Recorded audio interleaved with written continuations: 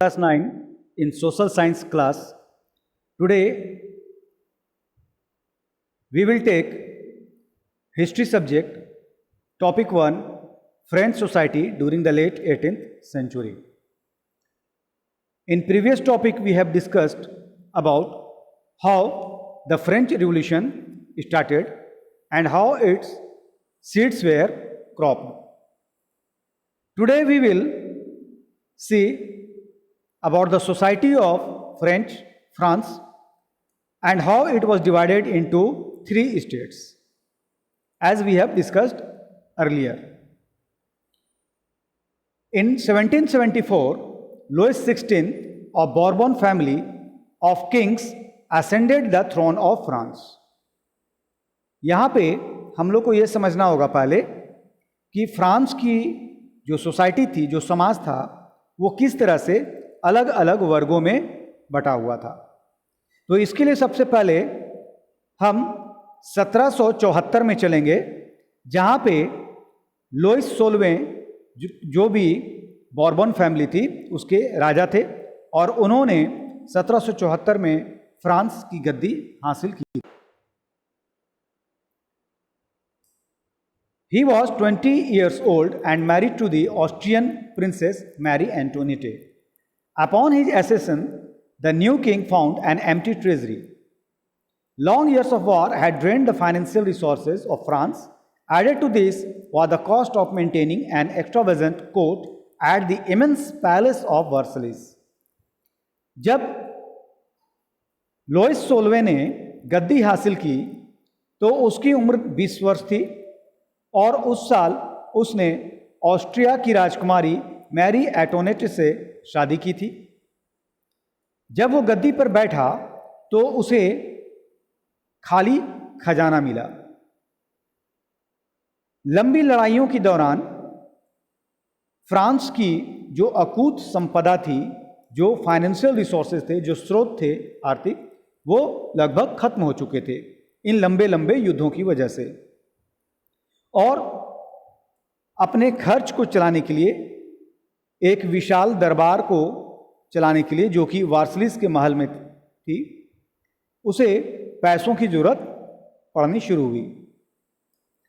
Louis 16वें के अंतर्गत France ने अमेरिका के 13 गुलाम उपनिवेशों को, गुलाम द्वीपों को आज़ादी पाने में मदद की थी और ये आज़ादी सबके एक ही दुश्मन ब्रिटेन से थी।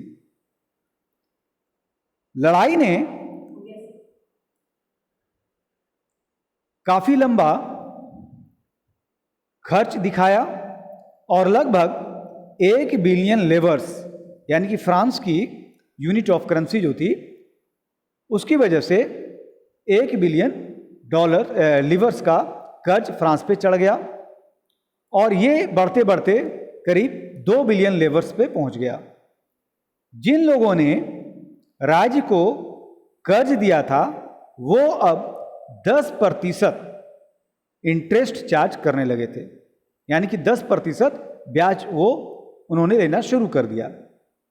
इसलिए अब फ्रांस की सरकार जो थी, यानी कि फ्रांस के जो राजा थे, वो अब अकेले इतना सारा खर्च मेंटेन करने में असमर्थ पा रहे थे, क्योंकि बजट लगातार बढ़ता जा रहा था। और इस बढ़ते हुए लगातार खर्च को मेंटेन करने के लिए, जिसमें सेना भी शामिल थी, कोर्ट भी शामिल था और सरकार के दूसरे ऑफिसर्स और यूनिवर्सिटीज शामिल थे, तो इन सारे खर्च को पूरा करने के लिए अब सरकार को टैक्स बढ़ाने की जरूरत महसूस होने लगी और उसने टैक्स बढ़ाया भी। लेकिन ये अब जो टैक्स बढ़ा, ये पूरी तरह से सही नहीं था, ये पूरा नहीं पड़ रहा था। फ्रेंच सोसाइटी जो थी, जो फ्रांस का समाज था, वो 18वीं सदी में 3 स्टेट्स में बटा हुआ था और इन 3 स्टेट्स में केवल तीसरे स्टेट, जिसमें big businessman, merchants, court officials, lawyers etc और पीजेंट्स, आर्टिसंस और लैंडलेस लेबर और सर्वेंट्स वगैरह शामिल थे। यानी कि हम अगर एक शब्द में कहें तो गरीब और मध्यम वर्ग ही एक ऐसा वर्ग था जो लगातार टैक्स चुका रहा था। बाकी के फर्स्ट स्टेट जो कि कलर्जियों का था, सेकंड स्टेट जो कि नोबिलिटी यानी कि राजाओं का था, ये दोनों किसी तरह का टैक्स किसी को नहीं देते थे, बल्कि तीसरे स्टेट यानी कि तीसरे सामाजिक समूह के द्वारा दिए गए टैक्सेस से अपना जीवन चला रहे थे। सोसाइटी जो थी पूरी तरह फ्यूडल सिस्टम के द्वारा बंधी हुई थी और उस काल में, मध्यम काल में, ये जो सिस्टम था ये बहुत ही शोषण करने वाला काल रहा और ये सिस्टम जो था फ्यूडल सिस्टम, जमींदारी सिस्टम, ये बहुत ही खराब सिस्टम था जिसकी वजह से गरीब किसानों पर लगातार टैक्स का बोझ बढ़ते रहता था। पुराने शासन काल में समाज को अलग अलग भागों में बांटने का काम किया था, यानी कि 1789 से पहले फ्रांस जो था वो अलग अलग समाजों में बटा हुआ था, जिसमें से 3 मुख्य वर्ग थे। फिगर 2 में आप देखेंगे कि कैसे इस सिस्टम को अलग अलग ढंग से बांटा गया है, जिसमें 90% जो पॉपुलेशन था वो पीजेंट्स का था और छोटे छोटे जो जमीन ऑनर्स थे वो खेती करते थे। लगभग 60% लैंड राजाओं और चर्च के द्वारा या दूसरे अमीर घरानों के द्वारा कब्जा किया गया था, यानी कि वो लोग मालिक थे।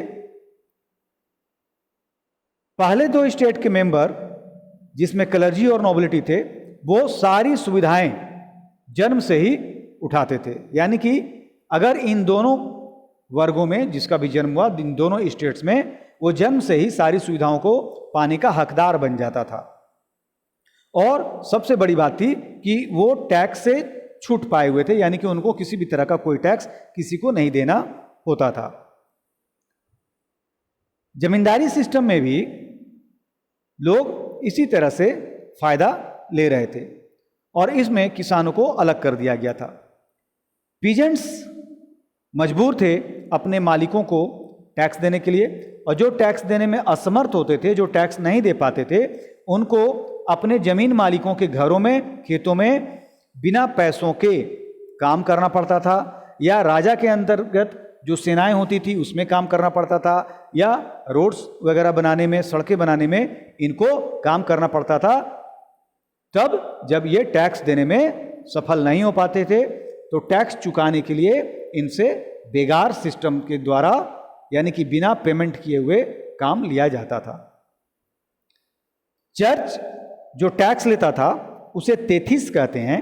इस लाइन को अंडरलाइन कीजिएगा, इसको पूरा, है ना, आप लोग देख रहे होंगे अपने वीडियो में कि कुछ गुलाबी रंग से अंडरलाइन किया गया है, हाईलाइट किया गया है, उसको आप अपने बुक्स में अंडरलाइन कर लेंगे ताकि बाद में नोट्स बनाते समय इसका यूज किया जा सके।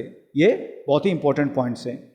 तो चर्च जो थे वो जो टैक्स लेते थे उसको तेथिस कहा जाता था, और इसे धार्मिक कर भी हम कह सकते हैं। हिंदुस्तान में इसको अकबर के समय में जजिया बोला जाता था, है ना। तीसरा स्टेट जो था वो चर्च को एक धार्मिक कर यानी कि तेथिस देता था। उसके बाद एक डायरेक्ट टैक्स होता था जो राजा को पे किया जाता था, नोबल्स को पे किया जाता था, और ये टैक्स जो था ये बहुत सारे खाद्य पदार्थों पे, खाने वाले चीज़ों पर, जैसे साल्ट या टोबैको वगैरह पे लगाया जाता था। इन सारे टैक्स का भार अकेले तीसरा स्टेट उठाता था। अब हम देखते हैं कि जब टैक्स का भार तीसरे स्टेट पे था तो ये लोग अपनी जिंदगी को कैसे चलाते थे, कैसे जीवन यापन करते थे, आखिर इनके जीवन में क्या ऐसा होता था जिसकी वजह से इनका जीवन बहुत ही मुश्किल भरा होता था। पेज नंबर 5 आपके बुक एनसीईआरटी में 1.1 टॉपिक है द स्ट्रगल टू सर्वाइव। इसमें भी गुलाबी कलर वाले लाइन को आप लोग अपने बुक में हाईलाइट करेंगे। The population of France rose from about 23 million in 1715 to 28 million in 1789। यहाँ पे हम एक बहुत ही महत्वपूर्ण चीज़ देख रहे हैं। सबसे बड़ी चीज़ है कि 1715 तक फ्रांस की जो आबादी थी वो 23 मिलियन थी, जो बढ़कर 1789 में लगभग 28 मिलियन पहुंच गई। इस अचानक से बढ़ती हुई आबादी ने सबसे पहले अनाज के डिमांड्स में, अनाज की मांग में बढ़ोतरी कर दी और प्रोडक्शन जो था मांग के हिसाब से नहीं हो पा रहा था। इसलिए ब्रेड का प्राइस यानी कि रोटी का, पावरोटी का दाम जो था वो अचानक से बढ़ना शुरू हो गया। कई सारे वर्कर्स जो थे वो वर्कशॉप्स में काम करते थे और उनका पेमेंट जो था वो फिक्स था, उनका वेजेस जो होता था वो फिक्स होता था। महंगाई के साथ उनका वेजेस नहीं बढ़ रहा था, इसलिए अमीर और गरीब के बीच का जो फासला था, जो खाई थी, वो बहुत लंबी चौड़ी होती जा रही थी। अमीर यहाँ पे अमीर होता जा रहा था, गरीब और गरीब होता जा रहा था। ये सारी घटनाएं जो थी उसने समाज पर एक बहुत गहरा असर डाला और बढ़ती हुई महंगाई ने लोगों की कमर तोड़ कर रख दी। और उसके ऊपर जो सबसे बुरा वक्त आया वो ये था कि कभी कभी सूखा पड़ जाता था, कभी बर्फबारी हो जाती थी, जिससे सारी खड़ी फसल बर्बाद हो जाती थी। इससे एक ऐसा बुरा समय शुरू होता था जिसकी वजह से लोगों का जीवन यापन खतरे में पड़ जाता था। यानी कि an extreme situation where the basic means of livelihood are endangered, यानी कि लोगों के जीवन यापन पर भी मुश्किल आ जाती थी। ये सारी घटनाएं जो थी हम देखते हैं कि फ्रांस के पुराने शासनकाल में बहुत ज्यादा होता था।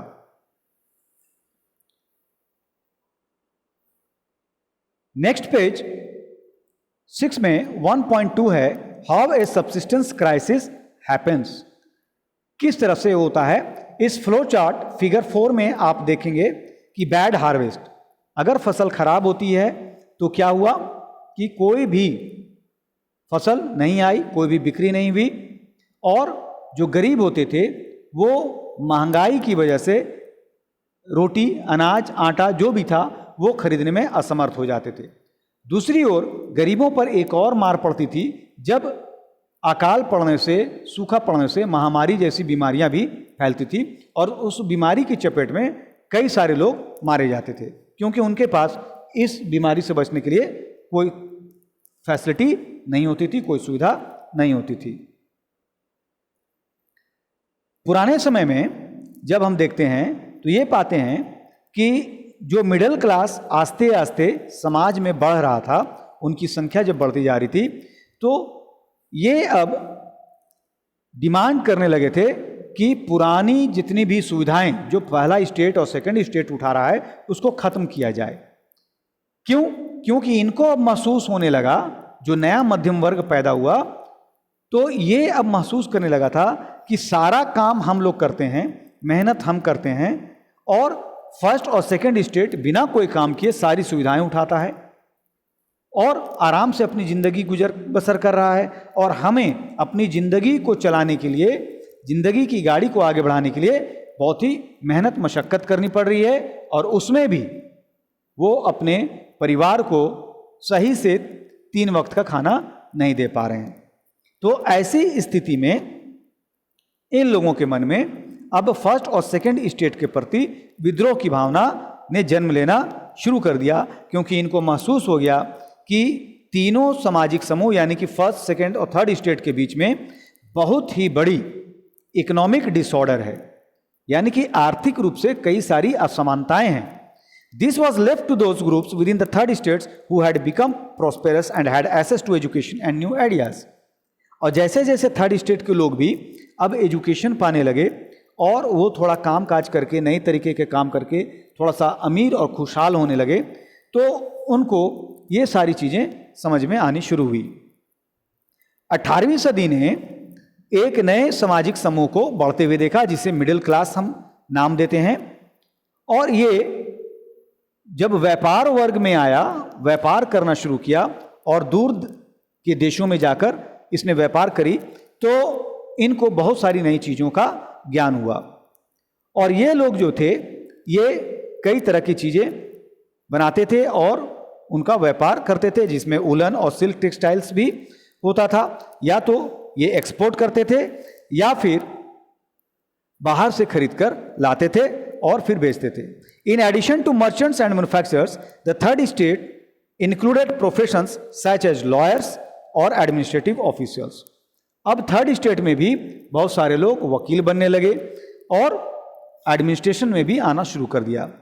All of these were educated and believed that no group in society should be privileged by birth, rather person's social position must depend on his merit। इस सामाजिक समूह यानी कि नए मिडिल क्लास का यह मानना था कि किसी को भी जन्म से कोई भी सुविधा लेने का अधिकार नहीं है, क्योंकि सब लोग जन्म से एक समान पैदा होते हैं और जन्म के वक्त सारे लोगों की स्थिति जो होती है, पोजीशन जो होता है, वो एक समान होता है, कोई अमीर गरीब नहीं होता है। तो ऐसी हालत में कुछ लोगों को जन्म से अधिकार मिलना और कुछ लोगों को जन्म से इन अधिकारों यानी कि इन सुविधाओं से वंचित रखना, ये अच्छी बात नहीं थी। तो इस आइडिया जो ये आना शुरू हुआ, इसने सोसाइटी में अब तरह तरह की चर्चाएं छेड़ दी, जिसमें से आज़ादी और एक समान कानून का होना और सबके लिए समान अवसर का होना भी अब एक मुख्य मुद्दा हो गया। अब समाज इन सब चीज़ों पर आगे बढ़ना शुरू किया। उस समय कुछ विचारक आए थे, फिलोसोफर्स हुए, जैसे John Locke and Jean Jacques Rousseau. इन लोगों ने लोगों में एक वैचारिक क्रांति पैदा कर दी, यानी कि एक थॉट्स लोगों को दिया, एक आइडिया दे दिया। अब इस आइडिया पे मिडिल क्लास और गरीब थर्ड स्टेट के लोग सोच अपनी विकसित करने लगे, सोच को डेवलप करने लगे और इन सारी चीजों को उन लोगों ने अब समझना शुरू कर दिया। In his two treaties of government, Locke sought to refute the doctrine of the divine and absolute right of the monarch। John Jacques लूको और रूसो और लॉके ने बहुत कुछ लोगों को समझाने की कोशिश की, जिसमें लॉके ने अपने किताब टू ट्रीटीज ऑफ गवर्नमेंट में इस चीज का उल्लेख किया है कि हर किसी को एक समान जीने का अधिकार है, लेकिन यहाँ पे राजा जो है वो सारी ताकतों को अपने अंदर रखे हुए है, यानी कि सारे पावर जो हैं वो एक ही आदमी के हाथ में है, जिसकी वजह से समाज में असमानता आती जा रही है। रूसो ने इस विचार को आगे बढ़ाते हुए कहा कि गवर्नमेंट को एक सामाजिक समझौते के तहत काम करनी चाहिए, यानी कि राजा को लोगों और राजा के बीच में एक प्रतिनिधित्व, यानी कि सरकार राज्य और प्रजा के बीच में एक प्रतिनिधि के रूप में काम करना चाहिए। राजा को एक रिप्रेजेंटेटिव के रूप में काम करना चाहिए, ना कि एब्सोल्यूट मोनार्क के रूप में। मॉन्टेस्क्यू ने अपनी book the spirit of the laws में ये प्रपोजल रखा था कि जितने भी डिवीजन ऑफ पावर हैं उसे गवर्नमेंट में बांटना चाहिए और इसको समान रूप से लेजिस्लेटिव, एक्जीक्यूटिव और जुडिशरी में बांट देना चाहिए। हम लोगों ने पिछले क्लास में पॉलिटिकल साइंस में यानी कि सिविक्स में इस चीज को पढ़ा था कि power should be divided into 3, जिसे हम लोग हॉरिजॉन्टल डिवीजन ऑफ पावर कहते हैं। जब पावर शेयरिंग चैप्टर आप अगले वर्ष पढ़ेंगे क्लास 10 में, तो वहां पे इन चीजों को आपको बताया जाएगा कि कैसे समाज को समान रूप से अवसर देने के लिए सरकार को अपनी शक्तियों को एक बराबर बांटना चाहिए, जिसमें कार्यपालिका, विधायिका और न्यायपालिका शामिल है, यानी कि लेजिस्लेटिव, एक्जीक्यूटिव और जुडिशरी। जो सरकार के किसी भी गवर्नमेंट के 3 मुख्य अंग होते हैं, उन तीनों अंगों में अपनी शक्तियों को बराबर बराबर बांटना चाहिए। तो इस आइडिया को the spirit of the laws book में मॉन्टेस्क्यू ने दिया था और आगे जाकर इसको बाकी की सरकारों ने, दूसरे देशों ने फॉलो करना शुरू किया था। This model of government was put into force in the USA after the 13 colonies declared their independence from Britain. जब ब्रिटेन से अमेरिका के 13 उपनिवेशों ने आज़ादी की घोषणा कर दी, वो लोग जब आज़ाद हुए तो मॉन्टेस्क्यू के इस आइडिया को उन लोगों ने अपनाया और अपनी सरकार की शक्तियों को बराबर बराबर विधायिका यानी कि लेजिस्लेटिव, कार्यपालिका यानी कि एक्सिक्यूटिव और जुडिशरी यानी कि न्यायपालिका में बांट दिया। The American Constitution and its guarantee of individual rights was an important example for political thinkers in France. America ने संविधान को सबसे पहले लागू किया और उसने अपने संविधान में समान नागरिक संहिता यानी कि समान नागरिक कानून को अपनाया और इस चीज को बाद में फ्रांस के जितने भी राजनीतिक थिंकर्स थे, पॉलिटिकल थिंकर्स थे, उन लोगों ने उदाहरण के रूप में लिया और फ्रांस में भी इस तरह की डिमांड उठानी शुरू कर दी। The ideas of these philosophers were discussed intensively in salons and coffee houses and spread among people through books and newspapers. ये विचार जो थे फिलोसोफर्स के, दार्शनिकों के, इसने एक चर्चा छेड़ दी समाज में और अब लोग जब सैलून में या फिर कॉफ़ी हाउसेज में जब जमा होते थे तो वहाँ पे ये चर्चा का मुख्य विषय बन गया। हम लोग क्लास 10 के प्रिंट कल्चर में इस चीज़ को पढ़ेंगे कि कैसे प्रिंट आने के बाद इन फिलोसोफर्स के विचारों ने समाज को बदलने का काम किया, खास करके फ्रांस की जनता को, और फ्रांस की जनता ने कैसे इन विचारों को अपनाकर फ्रांस की क्रांति की और फ्रांस को एक लोकतांत्रिक देश घोषित किया और एब्सोल्यूट मोनार्की से छुटकारा दिलाया और वहाँ पे संविधान अपनाकर सबको